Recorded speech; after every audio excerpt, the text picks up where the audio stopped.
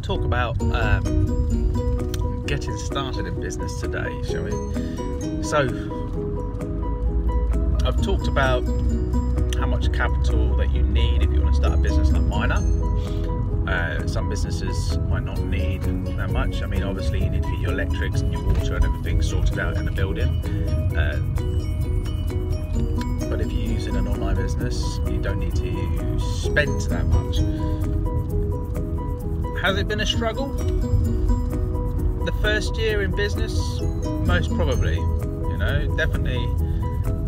I'd probably say not so much of a struggle, but was it hard? Yes, it was hard. Is it still hard? Yeah, you know, you have some teething problems with your staff and all that.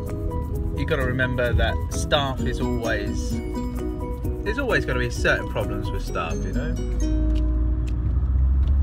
I went through probably about 5 or 6 different types of staff before I found the right type of staff to fit into the environment that I decided to have in my salon. And yeah, we all work really well as a team. We all bounce off each other. The customers love it, you know. So it's important to make sure that you have the right type of person working for you, working with you. Depends on which way you want to go. You know, you can open up your own business and have people self-employed working for you, or you can open up your business and have people working for you. I've got both. I've got self-employed people and I have people working for me because I can see the benefits of both. Anyway, on the other hand, you do have to work very hard.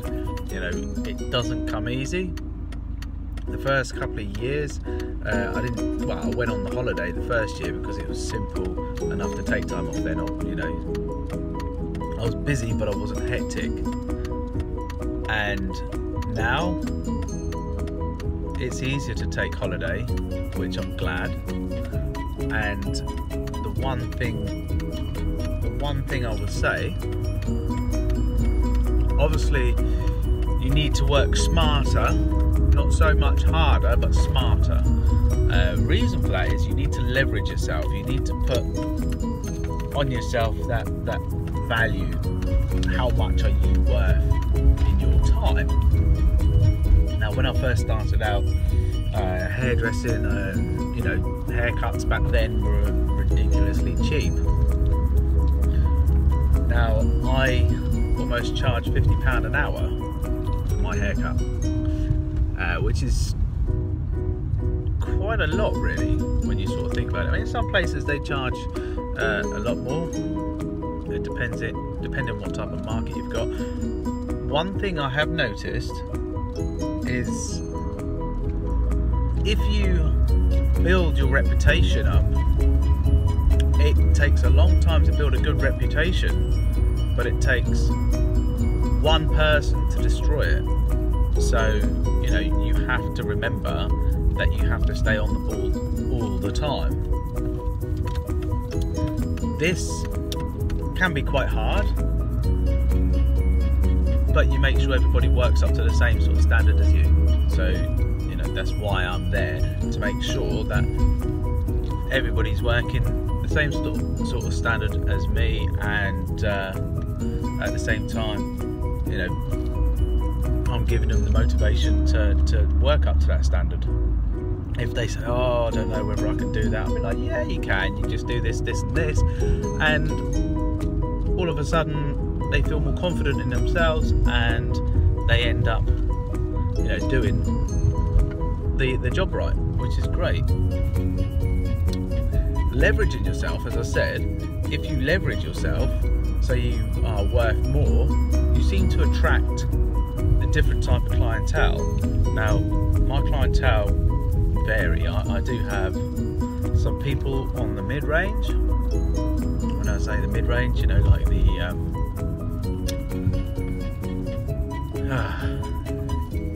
middle class, should we say, and I have a lot of clients that are in the higher class. I seem to have attracted the higher class clients, the high-end rollers, and and they spend for a few hours with me, you know, a lot of money, which is great, you know, because that's what you want in business. You want them to spend the most money with you. But at the same time, if you give something away for free to everybody, so you treat them all the same, the middle class people spend quite a bit as well, you know. They step up their mark a bit.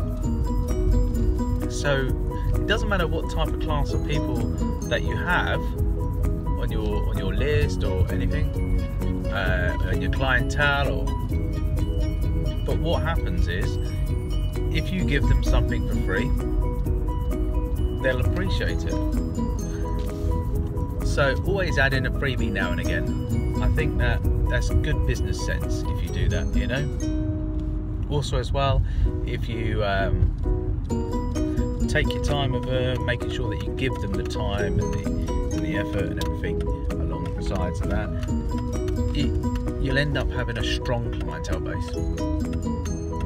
So you have to maintain your clientele base, you know. Throw them an offer now and again. Give them first dibs on something, you know. Okay, so that's it for me now, and I shall see you